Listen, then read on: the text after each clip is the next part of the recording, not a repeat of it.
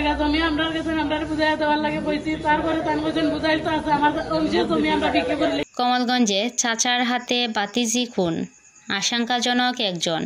মৌলভীবাজারের কমলগঞ্জে চাচার হাতে 2 বাতিজিকে কুপিয়ে হত্যা করার অভিযোগ পাওয়া গেছে।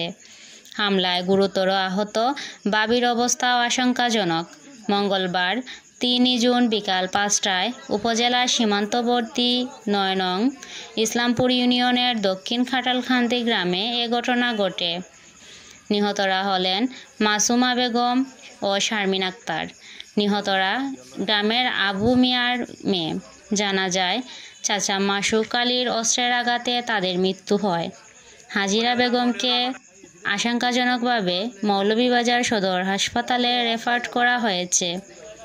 এ ব্যাপারে কমলগঞ্জ থানার অফিসার ইনচার্জ আবু জাফর মোহাম্মদ মাহফুজুল কবির বলেন, হত্যাকাণ্ডের সংবাদ পাওয়ার সাথে সাথে পুলিশ ঘটনাস্থলে গেছে।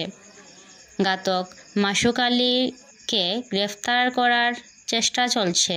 তো আমরা কোনো পাই নাই, আমরা সব তো আমরা বই নাই তো করা লাগে। তো আমার 2 বই নাইছেন আল কাঁচা দিতা, আর মা আইছেন যে আল বাবারা দেখার লাগিয়া আইয়া আল কাঁচা তেরা আমার 2 বই নে আমার চাচা আমার চাচি আর আমার চাচার ঘরের পাইয়ে তারা 3 জনে আইয়া আমার মা বই না দয়াগুড়া 2 জনে আর আমার মারে আমার চাচার ঘরের পাইয়ে 3 জন গিয়ে মারছই।